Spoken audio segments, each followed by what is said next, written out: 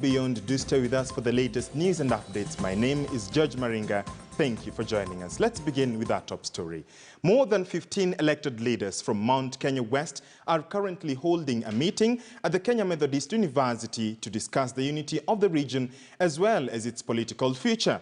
Alan Ochanda is on location and joins us live. Good afternoon, Ochanda. Earlier on we spoke, the leaders were holed up in a meeting. Have they emerged yet? And what are some of the issues perhaps they are deliberating?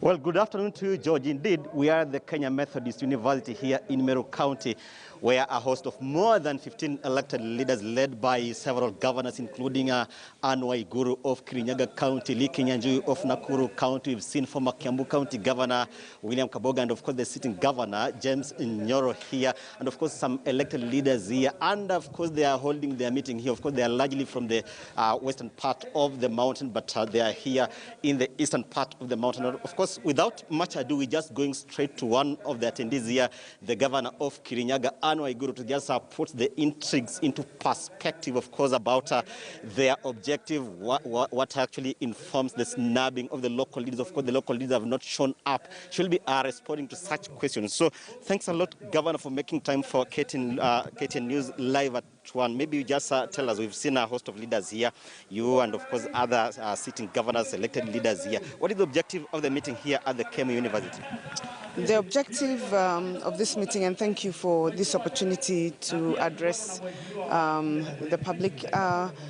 The objective of this gathering here is what we started when we were in Nyeri about a month and a half ago, and before that we had a meeting in Pan-Africa, and we said we are going to start a journey of putting the Mount Kenya region together. As you well are aware, next year is an election year, and we want to ensure that our votes, which are in excess of 9 million, are going to count. We are just not settling for escorting, but we want to play a key role to ensure that we have secured the people of Mount Kenya, that their interests have been taken care of. So we're here as leaders of Mount Kenya to bring our leaders and the community together and ensure that we're speaking as one voice and chart our way forward on how we will ensure that our numbers will count to make a difference so that we can be able to help and serve our people. Bottom line, we know the importance of government, and we know that the reason we are where we are today is because we have been in government, and we want to ensure that going forward we will be in government and that our votes will count and our people will be served by the government of the day. Yes. Governor, you're talking about pacifying your region, and of course the Mount Kenya West region is actually now playing the bigger brother role in actually ensuring that you galvanize your region. But we are seeing that most of the elected leaders from the eastern side of the mountain are missing in action. What are you doing to ensure that you actually bring them on board and ensure that you actually speak from the same voice? Because this region in the past has been seen as a near homogeneous political region. What are you doing to ensure that everyone actually boards the bandwagon?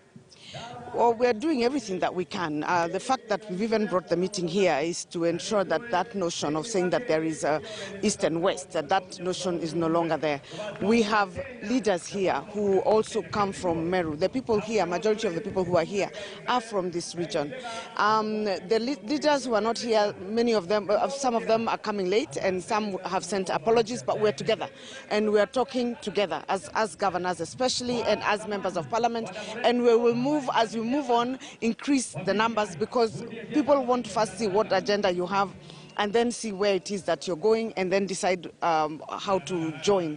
But we are encouraging everybody to come to the same table so that we speak as one voice.